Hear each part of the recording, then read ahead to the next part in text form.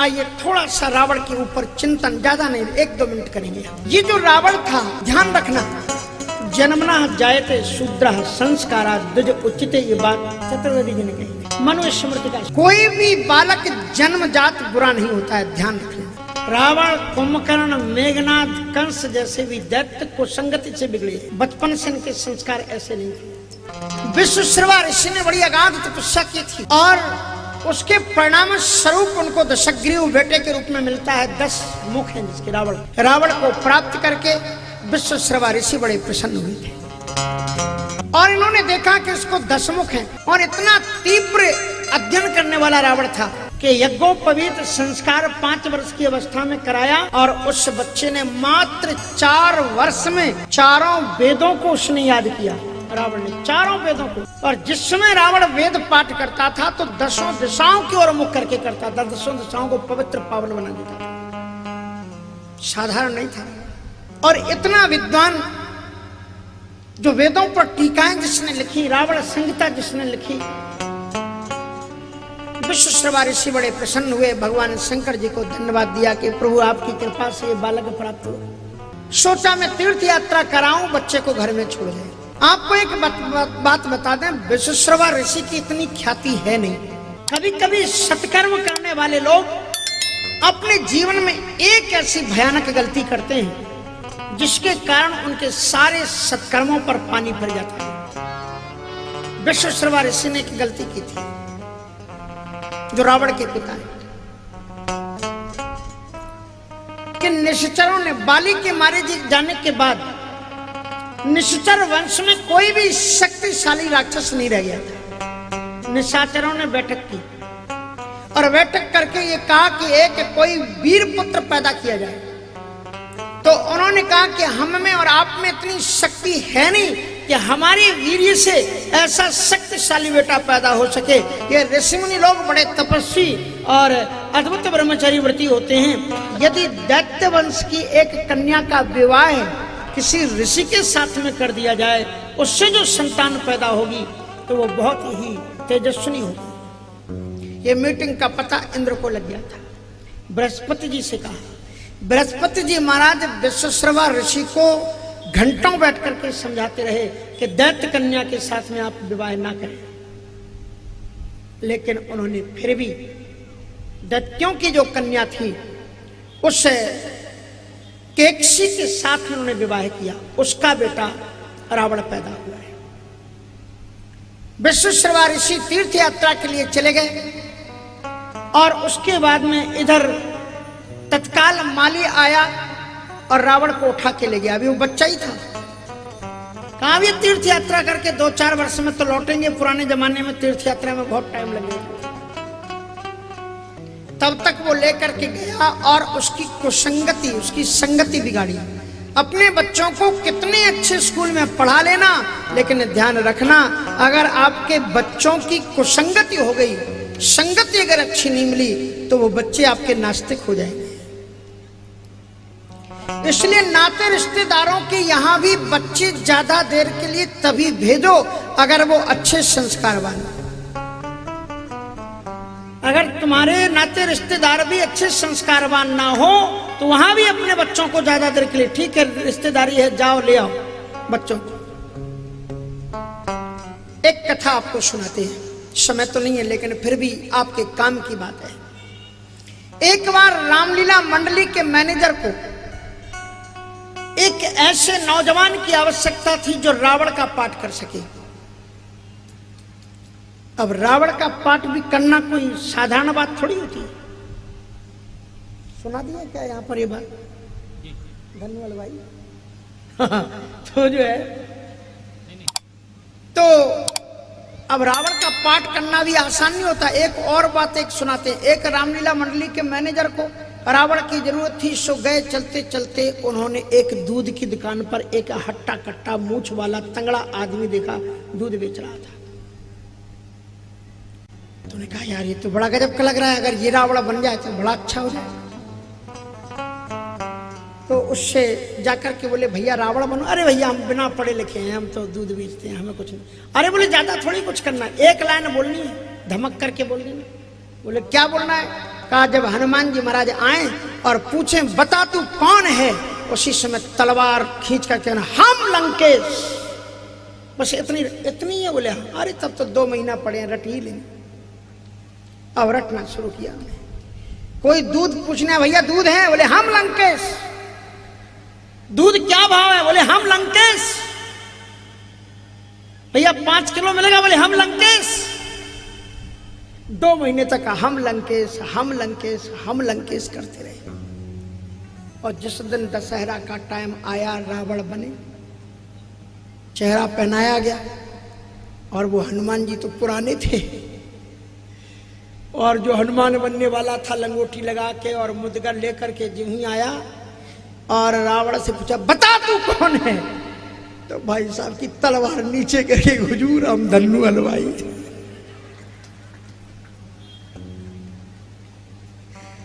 अरे राम से टक्कर लेना कोई ऐसे वैसे अरे गहरे का काम था। किंजल के नाम का सखा था भगवान का, और भगवान के आदेश से साकेत से उतरा है धरती पर राम के लिए रावण का पाठ करने के लिए। साधारण नहीं था।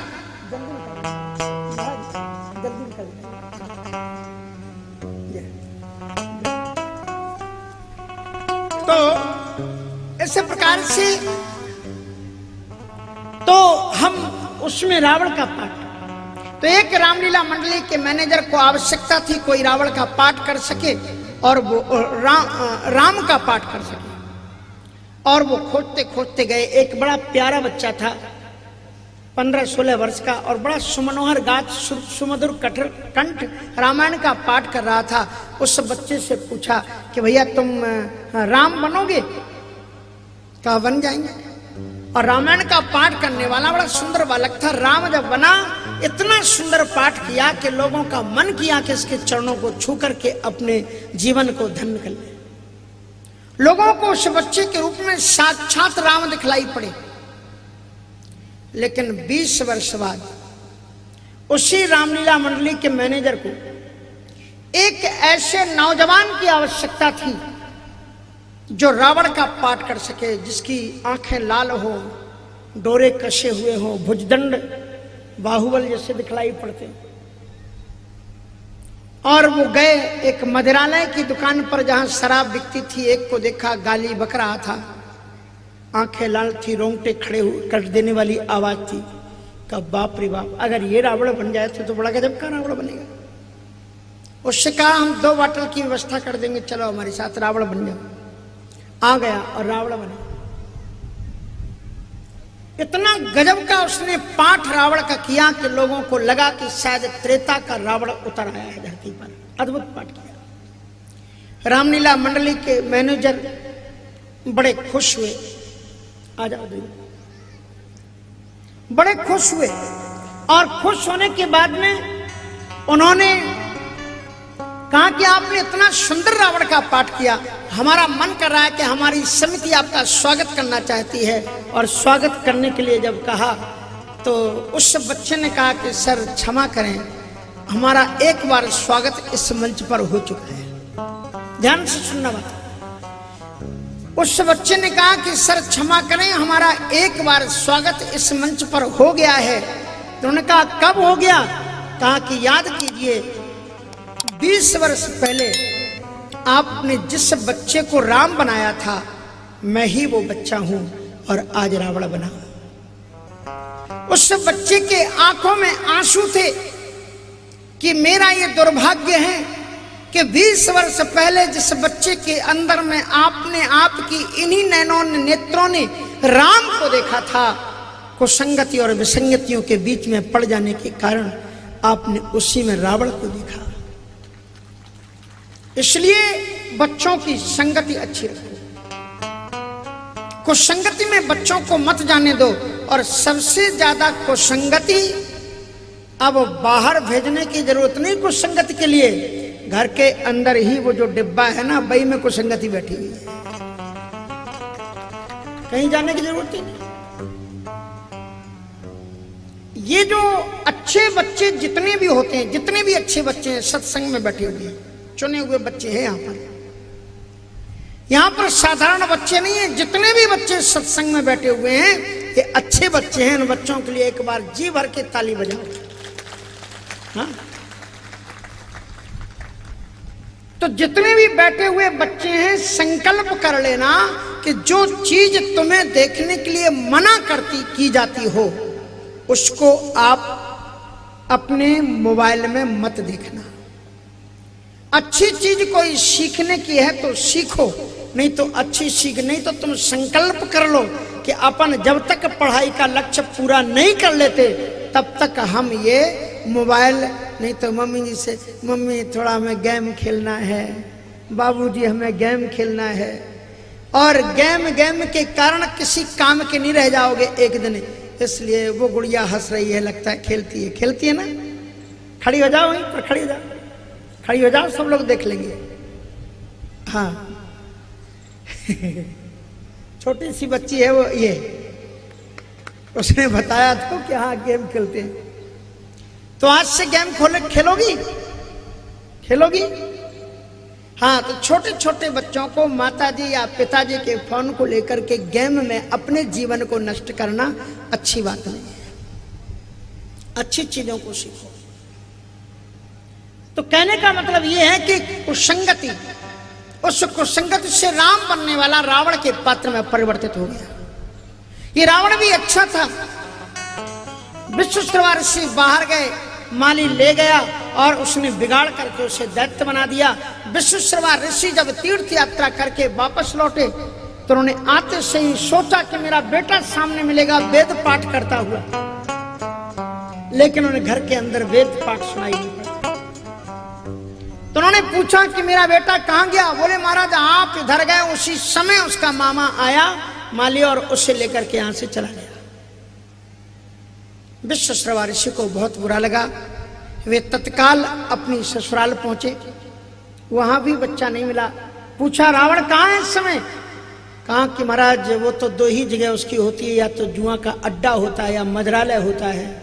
और जब वो गए तो नृत्यांगनाओं के बीच में मदिरा की बोतल लेकर के रावण अल्हड़पन के साथ में मदिरा पान करते हुए नृत्य कर रहा था। विश्वामित्र ऋषि के आंखों से आंसू बरस पड़े और वहीं पर पहुंच करके रावण को एक जोर से थप्पड़ मारा। का खबरदार, अब मेरे घर, अपने पिता के घर की देहली पर पांव मत रखना। और तब से रावण हिम्मत जुटा नहीं पाया अपने पिता के पास रहने की। लेकिन विश्वामित्र ऋषि का जब अंतिम समय आ गया, रावण अपने पिता से बहुत प्रेम करता था। रावण पिता के चरणों में बैठ करके रो रहा था, बार बार कह रहा था बाबूजी हो सके तो मरने के पहले अपने इस बच्चे को आप क्षमा कर लो। विश्वामित्र ऋषि ने क्षमा किया, कहा कि बेटा कोई बात नहीं, मैं बहुत दुखी था।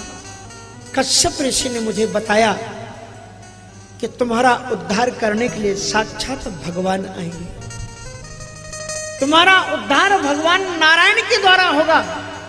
तो रोते हुए रावण ने पूछा कि पूज्य पिताश्री अगर आप इतना जानते हैं तो मुझे ये भी बता दो कि पहला दर्शन हम नारायण का कहां करेंगे?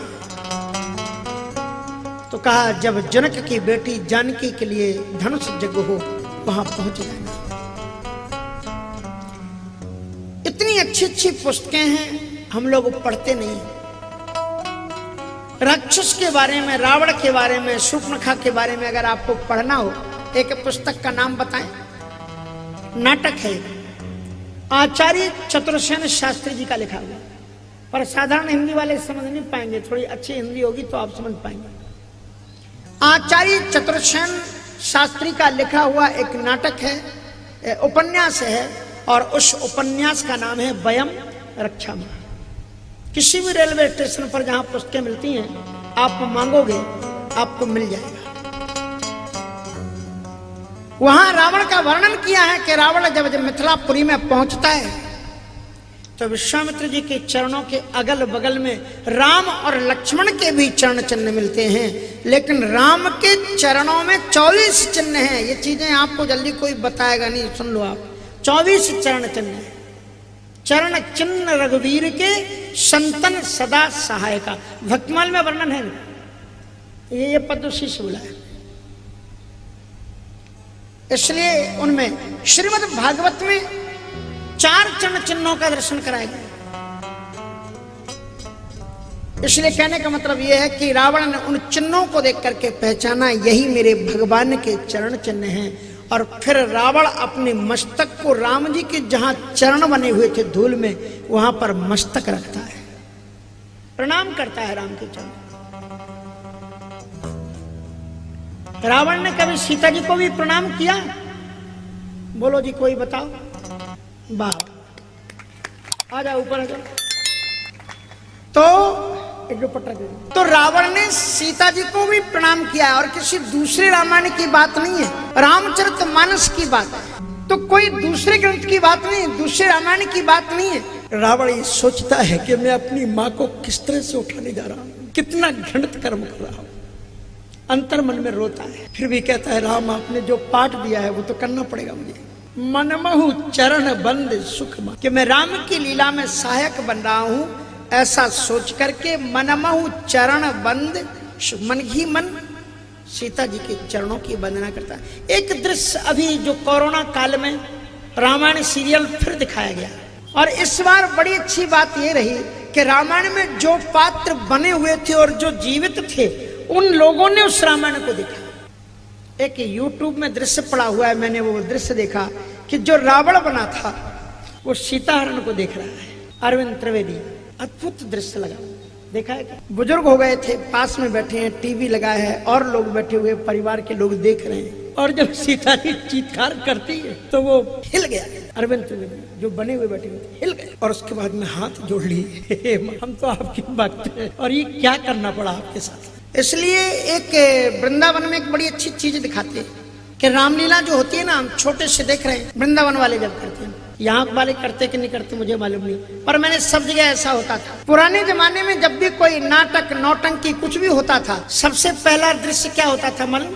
सबसे पहला दृश्य ये होता था कि जितने भी लोग उसमें नाटक में हिस्सा लेने वाले होते थे, वो पहले रंगमंच में आकर के हाथ जोड़ करके कोई एक स्तुति गाते थे, उसके बाद में उनका पाठ शुरू होता था। पहले ईश्वर की वंदना करते थे कि हम ईश्वर के बंदे हैं। और तो वहां पर मैंने वृंदावन में देखा कि रामलीला होती थी, और रावण से युद्ध हो रहा है, कुंभकर्ण से युद्ध हो रहा है, और युद्ध हो जाने के बाद में राक्षस मर गए, पर्दा पड़ गया। तो मैं छोटा था, तो मैं पर्दे के पास खड़ा होता था, इधर भी देखता था, इधर भी देखता था। सोचा अब तो रावण कुंभकर्ण मर गया, अब ये राम लक्ष्मण जी यहाँ क्यों बैठे हुए, इनको अपनी ड्रेस उतारनी चाहिए। लेकिन वो अभी भी बैठे हुए थे। क्यों बैठे हुए थे मालूम है? क्योंकि मथुरा के 24 लोग जैसी रामलीला करते हैं ऐसा कोई रामलीला कर नहीं सकता। अद्भुत रामलीला करते हैं, और उनका भाव यह है कि इष्टदेव हमारे राम जी हैं। और ज्यादातर उन 24 लोगों की दीक्षा, यहां तक श्री राम स्वरूपाचार्य जी महाराज, श्री नृत्य गोपाल दास जी महाराज अयोध्या छोटी छावनी के शिष्य थे, रामोपासक, और बिना सुंदर कांड के पाठ किए वो पानी नहीं लेते थे। तो वो रामोपासक 24 लोग तो ये सोचते हैं कि हम रावण बने, कोई कुंभकर्ण, राम जी अंदर बैठे रहते हैं, और जब पूरा पर्दा गिरता है तो जो राक्षस बने रहते हैं ना वो अंदर आते हैं। ये अंदर की बात है, इसको कहते हैं अंदर की बात, आप लोग जान ही नहीं पाओगे। और अंदर आकर के वो जो राम लक्ष्मण जानकी जी बैठे रहते हैं, उनके सामने साष्टांग दंडवत प्रणाम करते हैं कि प्रभु जी हम तो आपके भक्त हैं, अब आपने पाठ दे रखा है इसलिए रंगमंच पर हम लड़ते हैं आपसे। इसलिए रावण का बड़ा सुंदर पाठ है, उस मनमहु चरण बंद। तो रावण यहां पर आया धनुष यज्ञ में, और धनुष यज्ञ में आने के बाद विश्वशर्मा ऋषि ने उसे एक शेष तोषणी विद्या दी थी, और कहा था इसका जिसके ऊपर कोई प्रभाव ना पड़े समझ लेना वही भगवान है। सारी सभा बैठी हुई थी, और उसी समय रावण ने प्रभाव छोड़ा, सभी लोग उस माया में डूब गए, लक्ष्मण जी भी, लेकिन राम मुस्कुरा रहे थे विश्वामित्र के बगल में बैठे हुए। रावण एक ब्राह्मण के रूप में आया हुआ था, उठ के खड़ा हुआ, कहा कि आप नीचे आ जाओ।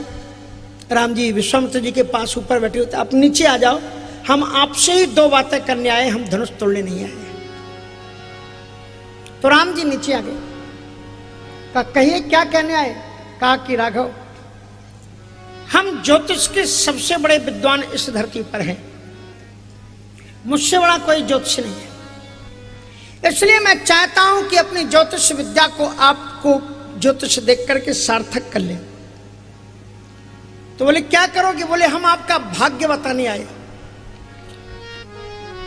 राम जी ने मुस्कुरा करके कहा, लंकेश आप मेरा भाग्य बताने आए हो, तुम अपना भाग्य जानते हो कि नहीं?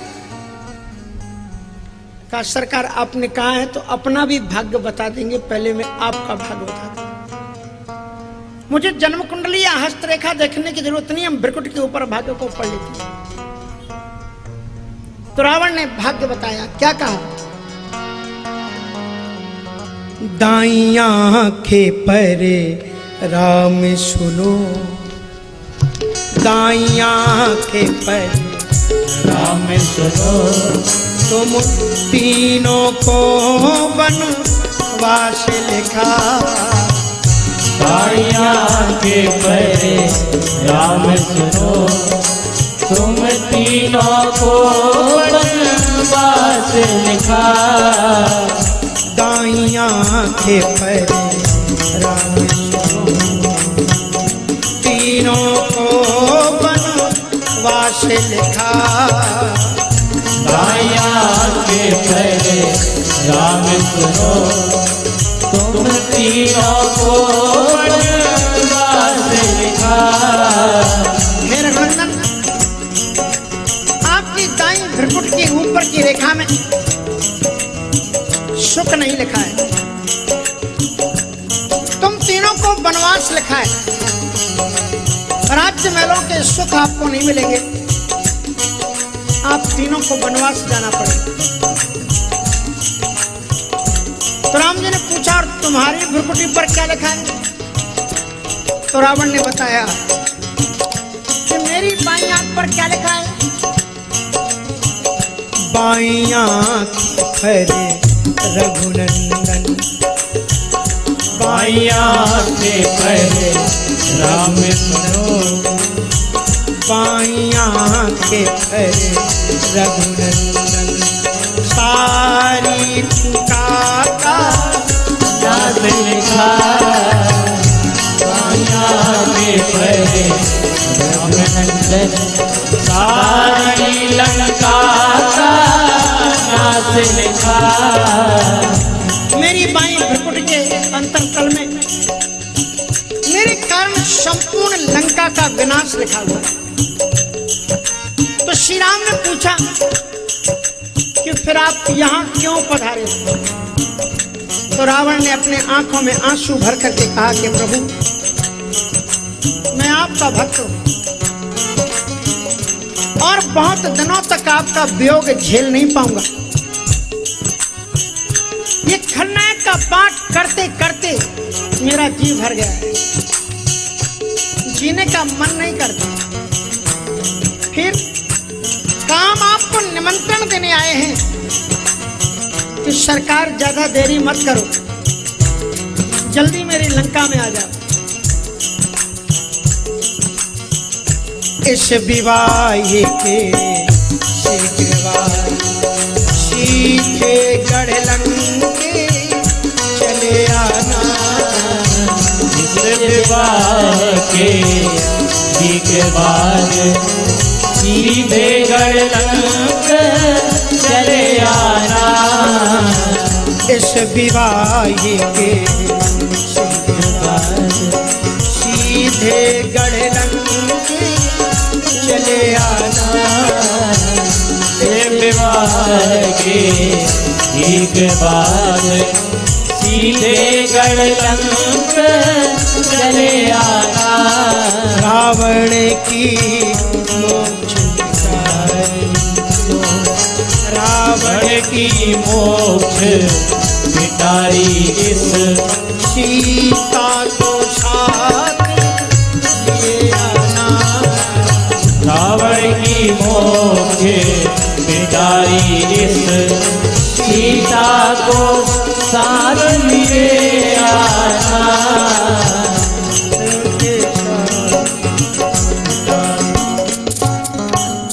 रावण की मोक्ष पिटारी इस सीता को साथ लिए आना, ये मोक्ष की हेतु है, इनको भी लेकर के आना। दुनिया के लोग नहीं जानेंगे। श्रीमद् वाल्मीकि रामायण में लिखा हुआ है, एक ब्राह्मण ने श्री लक्ष्मी जी को पुत्री के रूप में प्राप्त करने के लिए एक यज्ञ किया और उसका जो पायस था, जल था, अवशिष्ट जल, वो रखा हुआ था। और वो रावण जब यज्ञों को बंद करने के लिए चला है, उस घड़े को उठा करके ले गया। उससे मालूम नहीं था कि इसके द्वारा बेटी का जन्म होने वाला है, और इसलिए रावण से उसने पूछा कि ये क्या है। तो रावण ने सोचा कि कहीं ये इसको पी ना ले, इसलिए उसने कह दिया इसमें जहर है।